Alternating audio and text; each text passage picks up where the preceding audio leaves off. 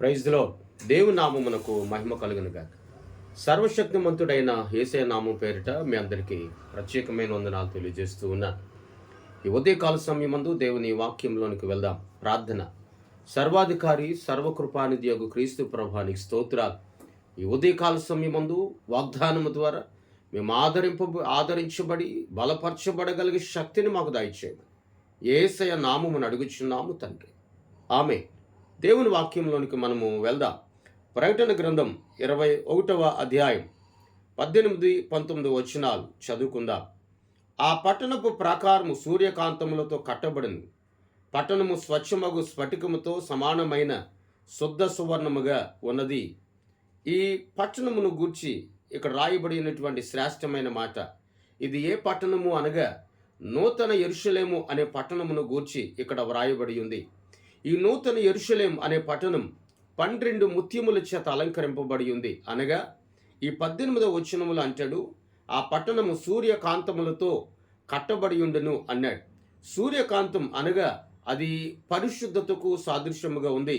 ఇక్కడ శుద్ధ సువర్ణమగు పట్టణం అని వ్రాయబడినటువంటి మాట దైవత్వానికి పోలి ఉంది. అయితే ఈ నూతనమైన యెరూషలేం, ఈ నూతనమైనటువంటి 12 గుమ్మాలు, 12 పునాదులు, ఈ 12 ముత్యముల చేత అలంకరింపబడి ఉన్నట్లుగా మన విశ్వాస జీవితము కూడా సంఘం అనే విశ్వాస జీవితము, సంఘము నూతనమైన యెరూషలేము సంఘమునకు విశ్వాస జీవితమునకు పోలి ఉన్నది. అయితే ఈ 12 పట్టణాలు, 12 గుమ్మాలు ఏ రీతిగా 12 ముత్యముల చేత అలంకరింపబడి ఉన్నదో విశ్వాస జీవితము కూడా ఈ 12 ముత్యములైన దేవుని వాక్యము చేత అలంకరింపబడి ఉండాలి అని ప్రభులు వారు సెలవిస్తూ ఉన్నారు.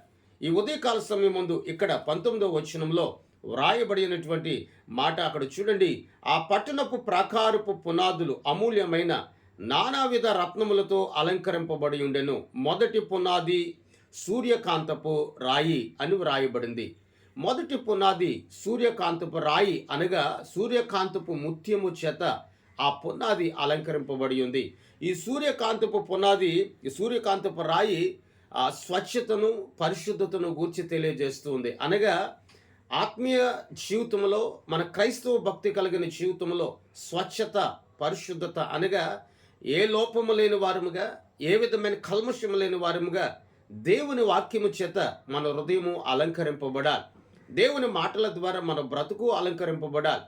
మన జీవితాల్లో ఉన్నటువంటి పాపము కానీ, అంధకారము కానీ, లేక లోక సంబంధమైనటువంటి ఈ దుర్నీతి, దుష్టత్వము కానీ, వీటి నుండి ఈ లోకంలో ఉన్నవారు ఎవరు కూడా విడుదల చేసేవారు కానీ, వేరు చేసేవారు కానీ ఎవరు లేరు.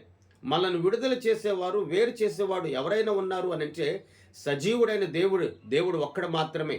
ఇక్కడ అంటాడు కదా, దేవుని వాక్యం ఎప్పుడైతే మనలో ఉంటుందో, మన బ్రతుకులో ఉంటుందో, మన జీవితం ఎల్లప్పుడూ కూడా పరిశుద్ధముగా మార్చబడుతుంది.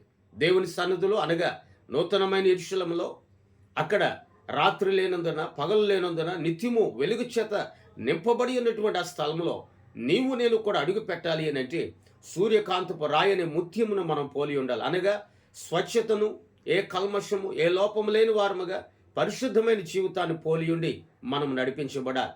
ఆ జీవితము కలిగి ఉంటే నీవు, నీ కుటుంబం ఎక్కడ అడుగు పెట్టినా, ఏ స్థలంలో అడుగు పెట్టినా బహుగా దీవించబడతాం, ఆశీర్వదించబడతాం. ప్రార్థన. ప్రియ పరలోకపు తండ్రి, పరిశుద్ధాత్ముడానికి స్తోత్రాలు చెల్లిస్తూ ఉన్నా. ఈ ఉదయకాల సమయాన ఈ మాటల ద్వారా మమ్మల్ని ఆదరించండి, బలపరచండి, తోడై ఉండండి, శక్తిని దయచేయమని, ఆరోగ్యమును కలుగు చేయమని యేసయ్య నామమున అడిగి వేడుకొనుచున్నాము తండ్రి. ఆమేన్. దేవుని సన్నిధి ఇప్పుడు ఎల్లప్పుడు మీకును మీ కుటుంబాలకి ఎల్లప్పుడు సదాకాలం తోడయండి నడిపించును గాక. ఆమేన్, ఆమేన్, ఆమేన్. మీ అందరికీ వందనాలు తెలియజేస్తాను.